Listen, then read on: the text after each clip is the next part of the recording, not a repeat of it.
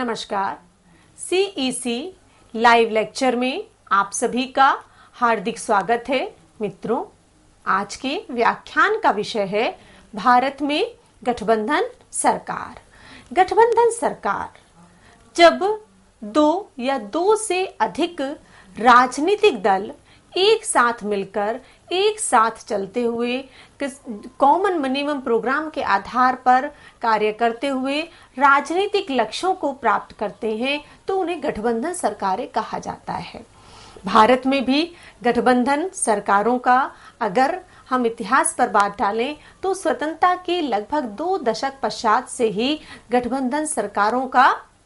कार्यकाल रहा है। भारत में जो गठबंधन रहा राजनीतिक दलों के मध्य में, वह 2 तरीके का गठबंधन रहा है। एक गठबंधन जो चुनाव से पूर्व किया गया था और एक वह गठबंधन जो चुनाव के पश्चात किसी दल को बहुमत ना मिलने के कारण राजनीतिक दलों ने एक साथ मिलकर गठबंधन किया था। एक था चुनावों के पश्चात का।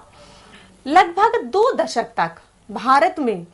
राज्य स्तर पर जो सरकारें थीं वो कांग्रेस दल के द्वारा गठित की गई थीं, या दूसरे शब्दों में कहें तो कांग्रेस दल का आधिपत्य केंद्र के साथ साथ राज्यों में भी बना हुआ था। यद्यपि क्षेत्रीय दलों का उदय राज्यों में हो रहा था और वो धीरे धीरे विकसित भी हो रहे थे, लेकिन 1967 के चुनाव में ये स्पष्ट देखने को आया कि बहुत सारे राज्यों में जो दल सरकारें बनी थी वो गठबंधन की सरकारें थी। कहीं पर क्षेत्रीय दलों के द्वारा मिलकर सरकारों का गठन किया गया था और कुछ राज्यों में कांग्रेस के द्वारा भी गठबंधन सरकारों का गठन किया गया था। तो भारत में जो चुनाव पूर्ण गठबंधन रहे हैं और चुनाव के पश्चात भी गठबंधन रहे हैं, यह स्थिति केंद्र एवं राज्य दोनों में रही है। भारत में यदि राज्य स्तर पर, क्योंकि राज्यों में केंद्र से पहले गठबंधन सरकारों का दौर रहा था या वहां पर विकसित हो रही थी गठबंधन सरकारें, तो उसमें जो प्रमुख विशेषता अगर हमें दिखलाई देती है तो वह थी कि सभी जो दल थे, जो कांग्रेस के अलावा जो राजनीतिक दल थे, उन राजनीतिक दलों का प्रमुख उद्देश्य था कि किसी भी प्रकार से कांग्रेस के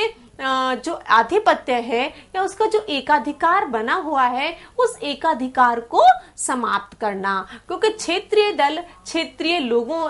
लोगों की आकांक्षाओं के, अपेक्षाओं के, आवश्यकताओं के, मांगों के अनुरूप गठित हो रहे थे और वह जनता में लोकप्रिय हो रहे थे। तो अब इन क्षेत्रीय दलों के पास एक ऐसा अवसर था, एक ऐसा सुनहरा मौका था कि वो गठबंधन करके जो कांग्रेस की सरकारें बनी हुई थी राज्यों में, उनसे उनको दूर किया जाए। तो यह जो प्रमुख विशेषता रही थी वह थी कि कांग्रेस को सत्ता से बाहर रखकर क्षेत्रीय दलों के द्वारा गठबंधन सरकारों का गठन किया गया।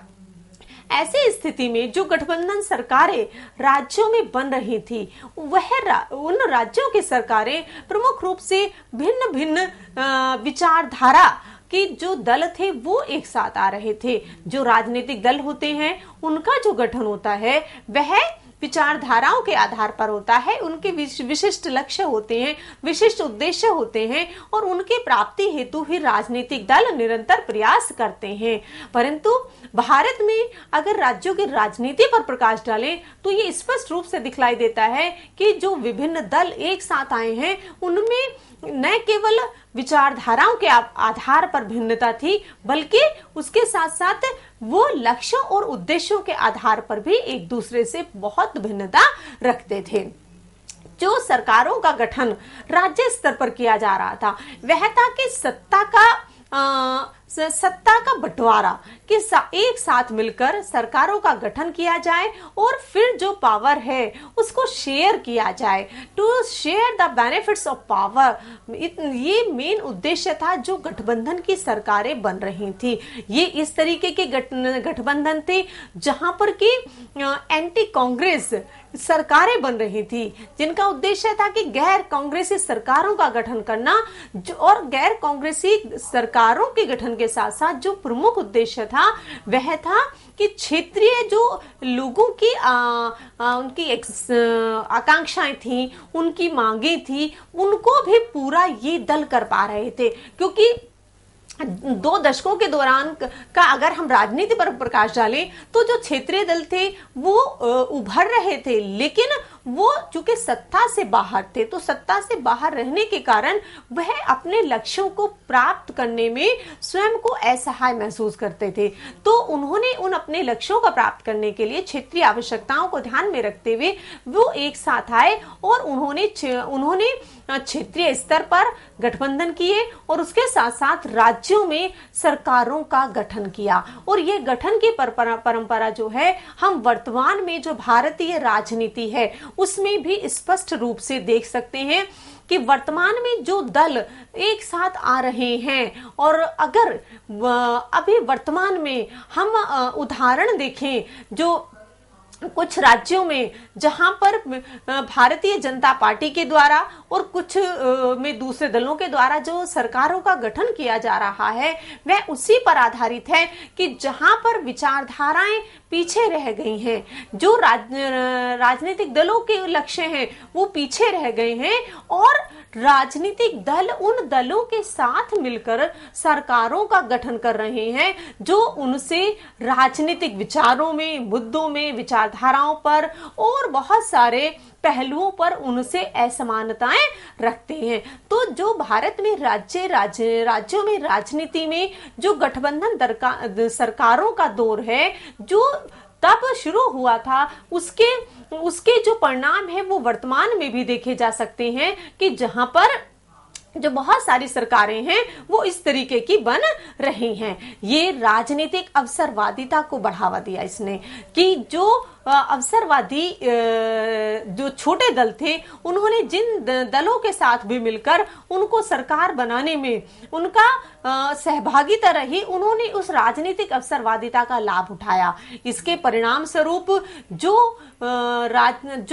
राजनीतिक प्रतिनिधित्व चुनकर आ रहे थे वो चुनकर आने के बाद में बहुत आसानी से एक दल के साथ दूसरे दल के साथ जिसके साथ भी उनको सत्ता प्राप्ति में हिस्सेदारी मिलती थी उसमें वो अपनी जो उनकी दलों के प्रति लॉयल्टी होती है उसको भी परिवर्तित कर लेते थे। इसी के साथ साथ जो पॉलिटिक्स ऑफ डिफेक्शन है उसको भी बहुत बढ़ावा मिला कि जो 70 के बाद का युग है राज्यों में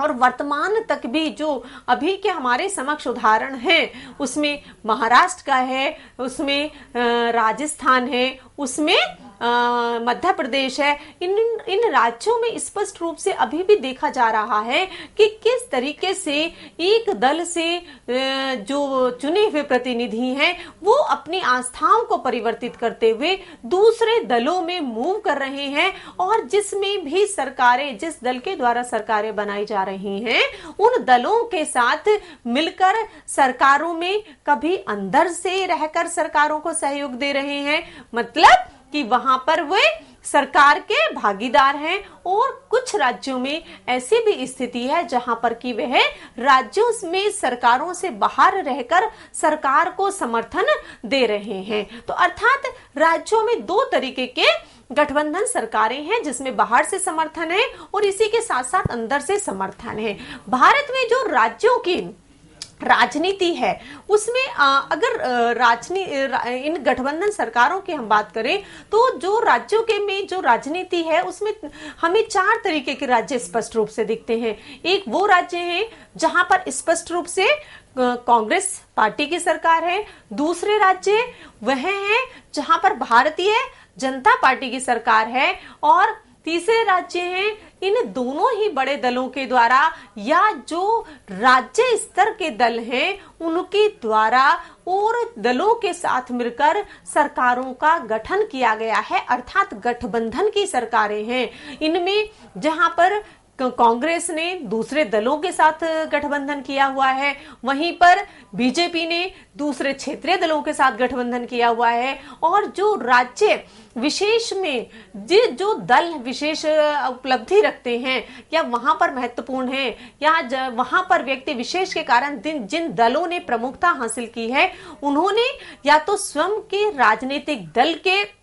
आधार पर या उसके साथ साथ जो दूसरे क्षेत्रीय दल हैं उनके साथ साथ मिलकर भी सरकारों का गठन किया हुआ है। और एक वो राज्य है जहां पर या तो कांग्रेस की या भारतीय जनता पार्टी की या क्षेत्र दल या राज्य स्तर पर जो दल हैं उनकी सरकारें लंबे समय से चली आ रही हैं। इस तरीके की जो राज्यों की राजनीति है जहां पर गठबंधन सरकारें हमें दिखती हैं तो वो उस तरीके की सरकारें हैं। इसी तरीके की अगर हम केंद्र स्तर पर बात करें तो केंद्र में भी जो गठबंधन के सरकारों का दौर है वह हमें प्रथम बार 1977 का काल है, वहां से दिखता है कि जब प्रथम बार गैर कांग्रेसी सरकार बनी तो किस तरीके से जो दल थे उन्होंने मिलकर जनता पार्टी के साथ जो सरकार है उसमें सहयोग प्रदान किया था। और उसका भी उद्देश्य लगभग जो प्रवृत्ति राज्यों में देखने को मिली थी वह वही थी कि किस प्रकार से जो केंद्र है उसमें कांग्रेस की सरकार को सत्ता से दूर रखा जाए और वहां पर इस जो गैर कांग्रेसी एक सरकार है उसको स्थापित किया जाए। और निश्चित रूप से उसमें उन दलों ने सफलता प्राप्त की और वो जो सरकार बनी गैर कांग्रेसी दलों की उसमें जो छोटे छोटे दल थे जिन्होंने सरकार को समर्थन कर रहे थे उनके द्वारा जो समर्थन था उसका उद्देश्य था कि सत्ता प्राप्ति जो शक्ति है उसमें उनका शेयर हो और निर्णय निर्माण प्रक्रिया में उनकी भागीदारी हो, जिससे वह अपने उद्देश्यों को जो राजनीतिक उद्देश्य हैं उनकी पूर्ति कर सके और अपने राज्यों में अपने क्षेत्र में जिन अपेक्षाओं के साथ जनता ने उन्हें चुनकर भेजा है वो वहां पर उन लक्ष्यों को प्राप्त कर सके। लेकिन जो प्रवृत्ति राज्यों में थी वह केंद्र में भी स्पष्ट रूप से दिखाई देने लगी कि इसके परिणाम स्वरूप जो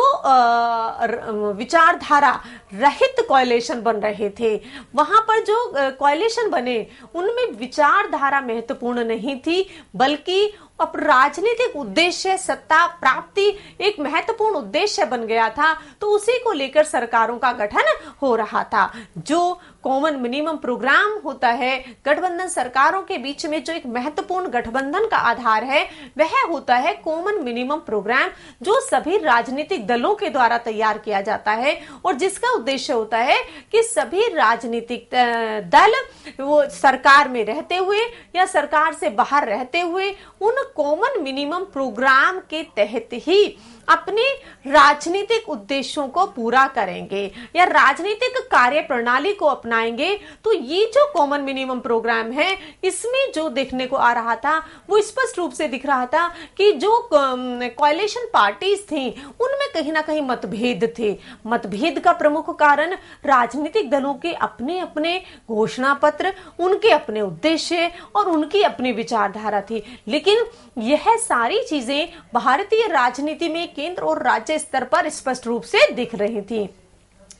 कि केंद्र में भी और राज्य में जो प्रमुख उद्देश्य था क्षेत्रीय दलों का, राज्य स्तर के दलों का, वो था कि सत्ता से बाहर रखा जाए। कांग्रेस पार्टी जो कि लंबे समय से सत्ता में बनी रही थी उसको किस प्रकार से सत्ता से बाहर रखकर अब सत्ता का केंद्र जो क्षेत्रीय दल हैं या गठबंधन सरकारें हैं उनके हाथों में आ रहा था। और ये जो परंपरा है जो आरंभ में गैर कांग्रेसी दलों के द्वारा आरंभ की गई थी जिसमें कांग्रेस को सत्ता से बाहर रखकर सत्ता प्राप्त की जा रही थी, अब धीरे धीरे ये प्रवृत्ति कांग्रेस दल में भी आ रही थी कि जहां जहां पर कांग्रेस की दल बहुमत से दूर थी वहां पर कांग्रेस ने दूसरे दलों के साथ मिलकर सरकार का गठन किया था। उन जो दल थे उनको सरकार में सहभागिता सुनिश्चित करके उनको उनका समर्थन प्राप्त करके गठबंधन की सरकारें बनाई जा रही थी। तो जो भारत में केंद्र एवं राज्य स्तर पर जो गैर कांग्रेसी दलों की एक प्रवृत्ति शुरू हुई थी गठबंधन सरकारों की, वो धीरे धीरे सभी राजनीतिक दलों का एक प्रमुख विशेषता बनती जा रही थी। इसी के साथ साथ पावर शेयर करने का केंद्र में भी वही उद्देश्य था कि पावर शेयर की जाए, सभी लोगों को, सभी राजनीतिक दलों को सत्ता में हिस्सेदारी मिले, जो निर्णय निर्माण प्रक्रिया है उसमें उनकी भी भागीदारी हो। और इसी भागीदारी के कारण जो विचारधारा का डिक्लाइन होना आरंभ रहा था, कि डिक्लाइन होता जा रहा था, विचारधाराएं पीछे छूट रही हैं और सरकारें बनाना, सत्ता प्राप्त करना कहीं महत्वपूर्ण हो गया है। और इसी के साथ साथ बहुत लंबे समय तक भारत में केंद्र में भी यही स्थिति बनी रही थी। जो वो मुख्य प्रश्न था वह था कि क्या ये जो अभी भी यह प्रश्न अभी भी एक शाश्वत बना हुआ है कि जो गठबंधन बन रहे हैं क्या वो उन लक्ष्यों को प्राप्त करने में की तरफ अग्रसर हो रहे हैं। क्योंकि भारत में गठबंधनों की सरकारों को अब एक लंबा समय हो चुका है, केंद्र में भी और राज्यों में भी। अगर हम केंद्र की बात करें तो केंद्र में अब हमें और जो दो गठबंधन है, नेशनल डेमोक्रेटिक अलायंस है और एक यूनाइटेड यूपीए है, यूनाइटेड प्रोग्रेसिव अलायंस है। ये दोनों ऐसे अलायंस हैं जो बीजेपी और कांग्रेस के द्वारा जिनको लीड किया जाता है। और भारत में लंबे समय के बाद 2014 से केंद्र में अब एक स्थायी और बहुमत वाली सरकार है। यद्यपि बहुत सारी पार्टियों के द्वारा भी उसको सहयोग प्रदान किया जा रहा है, लेकिन उसी के साथ साथ जो सरकार है वो अब बहुमत वाली सरकार है। तो लंबे समय के बाद हम देखते हैं कि भारत में अब बहुमत वाली सरकार केंद्र में स्थापित है। लेकिन फिर वही प्रश्न है कि जो गठबंधन सरकारें हैं, जिन उद्देश्यों को लेकर ये बनी हैं कि कोalition गवर्नमेंट बना लेना एक प्रमुख उद्देश्य नहीं है, उनको चला पाना एक उद्देश्य नहीं है, कि क्या ये सरकारें डेवलपमेंट ओरिएंटेड हैं। सरकारों के द्वारा जो भी नीतियां बनाई जाएंगी, जिन नीतियों को लागू किया जाएगा, क्या उनमें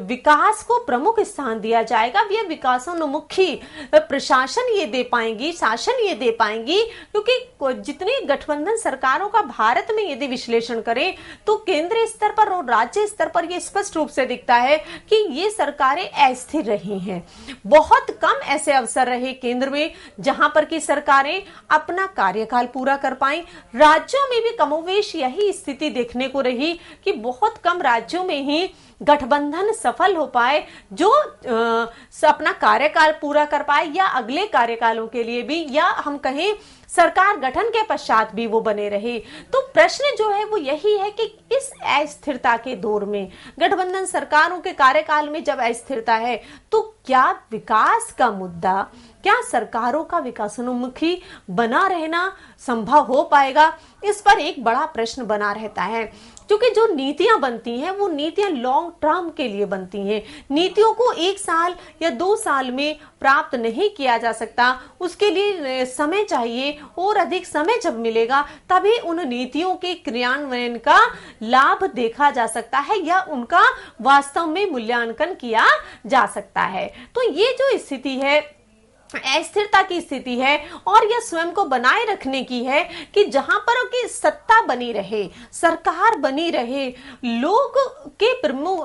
के विकास में, लोगों के जो मुद्दे हैं उन पर ध्यान देने की बजाय केवल गठबंधन सरकारों का उद्देश्य यही मात्र न रह जाए कि वो केवल सरकार बचाए रखने में रहे और बाकी चीजें जो है वो पीछे छूटती चली जाएं। राजनीतिक जो अपेक्षाएं हैं उनको पूरा करने में तो सहायक सिद्ध होती हैं, लेकिन जो राजनीतिक दलों के अपने अपने उद्देश्य होते हैं, जो इनके लक्ष्य होते हैं, वो पूरा करने के प्रयास में जो मतभेद की स्थिति है वो भी एक इसमें प्रमुख रूप से देखी जा सकती है। पर यह भी वास्तविकता है कि भारत में अब जहां पर लोकतांत्रिक व्यवस्था को अपनाया गया है और लोकतांत्रिक व्यवस्था के अंतर्गत स्वतंत्रता के पश्चात से ही नियमित चुनाव होते रहे हैं, तो ये जो नियमित चुनाव है, ये नियमित चुनाव जो है भारतीय राजनीति की एक प्रमुख विशेषता है, या हम कहें यह एक उसकी लोकतांत्रिक व्यवस्था को और मजबूती प्रदान करते हैं। तो इसी तरह से जो चुनाव समय समय पर जहां जहां पर आवश्यकता है चुनाव होते हैं, सरकारों का गठन होता है और उसी के माध्यम से सरकारें चल रही हैं। केंद्र स्तर पर भी अगर 2014 से पहले की हम स्थिति देखें, 90 से 14 तक की, तो वहां पर भी अप्रैल रूप से गठबंधन की सरकारें बनी। राज्यों में भी यही स्थिति है। तो कमोवेश अब ये स्थिति है कि ये भारतीय राजनीति का एक अभिन्न अंग बन चुकी हैं। अगर हम कहें कि प्रमुख दल हैं राज्यों में भी, केंद्र में निश्चित रूप से, लेकिन गठबंधन सरकारों का अस्तित्व भी उसी प्रकार से बना हुआ है और वो अस्तित्व में आ रही हैं। वह चाहे भारत का किसी भी हिस्से में हम ले लें, नॉर्थ से लेके साउथ तक और ईस्ट से लेके वेस्ट तक गठबंधन सरकारें अस्तित्व में हैं। अब इसका है कि अगर यह वास्तविकता है तो इस वास्तविकता का हमें क्या लाभ मिलता है। इन गठबंधन सरकारों की जो प्रमुख विशेषता है या इनकी जो प्रमुख उपलब्धि है भारत में, वो क्या है जो केंद्र और राज्य स्तर पर है। सबसे जो महत्वपूर्ण चीज है वह है कि जिन राजनीतिक दलों को अपने बल पर सरकार गठन करने का अवसर नहीं मिल पाता या वो बहुमत नहीं प्राप्त कर पाते, तो ऐसी स्थिति में अब इन दलों को गठबंधन की सरकारों में यह अवसर प्राप्त हो जाता है कि वो सरकार में अपनी हिस्सेदारी बनाए रखें। इसी के साथ साथ जिन अपेक्षाओं के साथ क्षेत्रीय दलों लोगों के द्वारा इनको चुनकर भेजा जाता है, उसमें सरकार में रहते हुए ये उन लक्ष्यों को प्राप्त करें। क्षेत्र विशेष के जो विकास के मुद्दे हैं, उन विकास के मुद्दों पर गठबंधन सरकारों में बात करके उन लक्ष्यों को प्राप्त करें। तो यह अपने लक्ष्यों को प्राप्त करने में और क्षेत्रीय हितों को पूरा करने में एक प्रमुख रूप से सहायक होते हैं। इसी के साथ साथ जो चीज है कि इसमें जो डिफेक्शन की पॉलिटिक्स है उसको कम किया जा सकता है कि जहां पर व्यक्ति दल में टूट की जो संभावना है उसको कम हो जाती है। क्योंकि भारत में हमने देखा था 70, 80 और 90 के दशक में भी राज्य स्तर पर विशेषकर जहां पर कि दल में टूटना एक बहुत ही कॉमन बात थी। दल टूटते थे और दूसरे दलों के साथ मिल जाते थे चूंकि सत्ता प्राप्ति के लिए। तो अब उसके साथ साथ जो गठबंधन की सरकारें हैं वहां पर कुछ नहीं तो पूरे के पूरे दल ही राजनीतिक दल दूसरे दलों के साथ मिलकर राजनीतिक जो उनके विचारधारा है उसमें साम्यता बिठाते हुए, यद्यपि विचारधारा के आधार पर भिन्नता होती है पर साम्यता बिठाते हुए वो एक साथ आते हैं और एक साथ मिलकर कार्य करते हैं। तो एक इस तरीके की व्यवस्था बनी रहती है और जो भारतीय समाज में एक या राजनीतिक व्यवस्था में एक भ्रष्टाचार पनप रहा है उसको भी बहुत कुछ हद तक दूर कर पाने में संभव होते हैं। इसको इस माध्यम से कि जब राजनीतिक दल एक साथ होते हैं तो पारदर्शिता बनी रहती है। पारदर्शिता बने रहने के जो परिणाम स्वरूप जो व्यवस्था उभर कर सामने आती है वह है कि सारी चीजें ओपन है, हर दल के लिए खुली हुई हैं। सत्ता में जो भी राजनीतिक दल हैं उनके द्वारा जो भी निर्णय लिए जाएंगे वो ओपन है, जो लागू किया जाएगा वो भी ओपन होंगे। तो ये जो खुलेपन की राजनीति है, ये खुलेपन की राजनीति दूसरे राजनीतिक दलों को अवसर प्रदान करती है सरकार की प्रक्रिया को जानने का, उनके निर्णयों को जानने का, उनके जो मुख्य मुद्दे हैं उनको जानने का। तो इस तरीके से वह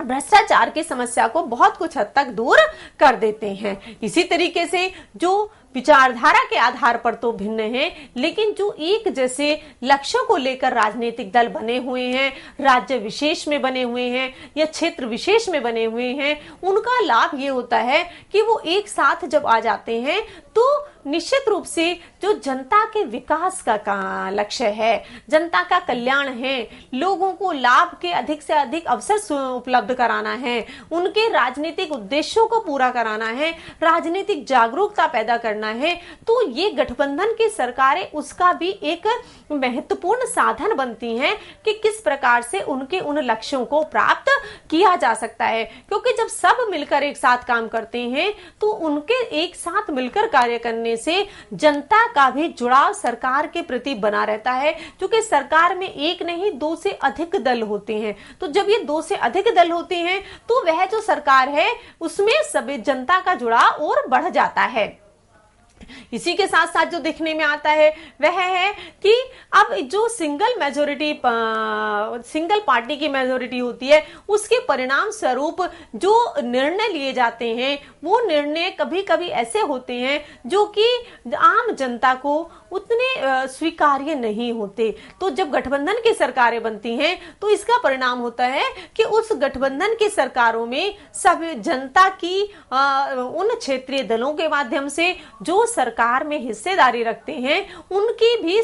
भागीदारी अप्रत्यक्ष रूप से सुनिश्चित हो जाती है। तो जो सरकार के द्वारा निर्णय लिए जाते हैं इस प्रकार के गठन के द्वारा वो और अधिक बेहतर होते हैं। जो कॉमन मिनिमम प्रोग्राम अगर वो बेहतर तरीके से लागू किया जाता है तो उसका लाभ जनता को मिलता है, क्योंकि ये कॉमन मिनिमम प्रोग्राम है जिसमें कि सभी दलों ने एक साथ मिलकर अपने उद्देश्यों और लक्ष्यों को समाहित किया है। जबकि दूसरी तरफ अगर सिंगल पार्टी गवर्नमेंट है तो उसी दल के जो उद्देश्य लक्ष्य घोषणा पत्र है उसी के आधार पर सरकारें कार्य करती हैं। लेकिन गठबंधन की सरकारों में जो महत्वपूर्ण अंतर हमें दिखलाई देता है वह है कि यहाँ पर जो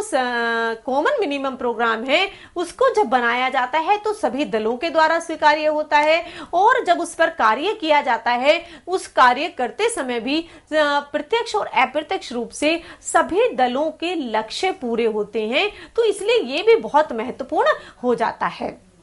परंतु भारत में हमने ये भी अनुभव किया है कि जो ये सरकारें बनी, गठबंधन की सरकारें, चाहे वो केंद्र में बनी या राज्यों में बनी, उनमें एक जो महत्वपूर्ण कमी देखने को मिलती है वह है राजनीतिक अस्थिरता। जैसा कि मैंने देखा या इससे पहले भी इससे बताया कि बहुत कम ऐसी सरकारें थी जो अपना कार्यकाल पूरा कर पाएं, चाहे वो केंद्र में हो या राज्यों में हो। अधिकतर सरकारें समय से पहले ही गिर जाती थी या कार्यकाल और कारणों से पूरा नहीं कर पाती थी। तो ये जो राजनीतिक अस्थिरता है, यह राजनीतिक अस्थिरता विकास की गति को अवरुद्ध करती है। नीतियां लंबे समय के लिए बनती हैं और जब लंबे समय के लिए नीतियां बनती हैं तो उनके लिए सरकारों का टिका रहना, उनका दोहराव होना भी बहुत जरूरी होता है।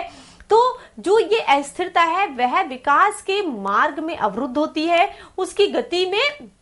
को रोक देती है और विकास परक जो नीतियां बनाई जाती हैं वो बेहतर तरीके से लागू नहीं हो पाती। इसका एक कमी जो है वो ये भारत में देखने को मिल रही है। और जो प्रैक्टिकल प्रॉब्लम है कि कॉमन मिनिमम प्रोग्राम तो हैं पर उन्हें लागू कैसे किया जाए। जब दलों की संख्या बहुत अधिक हो जाती है तो जो एक खींचातानी की स्थिति दलों के अंदर बनी रहती है उसके कारण कॉमन मिनिमम प्रोग्राम उस तरीके से लागू नहीं हो पाता जिन लक्ष्यों को लेकर उसे बनाया जाता है। इसलिए उसको लागू करना भी एक हमेशा एक समस्या बनी रहती है। कलेक्टिव रेस्पॉन्सिबिलिटी की भी समस्या होती है कि जब मान लीजिए 5 दल या 7 दल हैं तो उनकी सभी की रेस्पॉन्सिबिलिटी है। जब सभी की रेस्पॉन्सिबिलिटी होती है तो ये देखा जाता है कि वो रेस्पॉन्सिबिलिटी, वो उत्तरदायित्व तो किसी का भी नहीं रह जाता, सभी का सामूहिक होकर भी किसी का नहीं रह जाता है। भारत में जो कि बहुत सारी विकासात्मक योजनाएं निरंतर बनती रहती हैं, लागू होती रहती हैं, उसके लिए आवश्यक होता है एक ऐसी सरकार का जो स्थिर हो और उसमें जो भी मंत्रालयों के प्रमुख हो, जो भी मंत्री हो, वो इस तरीके के एक्सपर्ट होने चाहिए अपने अपने क्षेत्र में, जिससे कि वो अपने विभाग पर पूर्ण नियंत्रण बनाए रखें और नीतियों का सही प्रकार से क्रियान्वयन संभव हो सके। लेकिन अस्थिरता के कारण भारत में ये स्पष्ट रूप से दिख रहा है कि जहां जहां पर सरकारें कमजोर हुई हैं, जहां पर स्थिर हुई हैं गठबंधन की सरकारें या बहुत सारे दलों को एक साथ आने के कारण सामंजस्य नहीं बिठा पाई हैं, तो वहां पर नौकरशाही जो है उसके स्वरूप में परिवर्तन हो रहा है, वह अधिक मजबूत हो रही है। उसके अधिक मजबूत होने के कारण जो सरकार की कार्यप्रणाली है वह तो प्रभावित होती है, लेकिन उसके साथ साथ जो विकास के कार्यक्रम हैं वो भी पीछे चले जाते हैं। अपोजिशन जो है वो भी इससे प्रभावित होता है, क्योंकि आज एक पार्टी दूसरे दल के जब विरोध में बैठती है तो कल को वो उसकी सहयोगी बन जाती है। भारत में हम राज्यों में देखें कि अभी जो स्थिति बनी हुई है कि जो दल आज सरकार में है कल विरोधी हैं, और जो कल विरोध में थे आज वो सरकार में है, तो ये स्थिति भी राजनीति के लिए बेहतर नहीं है। यद्यपि गठबंधन की सरकारें हैं, भारत में कार्य भी कर रही हैं, लेकिन अगर इनका मूल्यांकन किया जाए तो मूल्यांकन के लिए जो बेहतर है वो यही है कि क्या ये राजनीतिक दल बेहतर शासन दे पा रहे हैं, क्या सदशासन की अवधारणा को पूरा कर पा रहे हैं, या केवल इनका उद्देश्य सरकार को चलाना मात्र ही है। इसका मूल्यांकन भी वर्तमान संदर्भों में बहुत महत्वपूर्ण हो जाता है कि सरकारें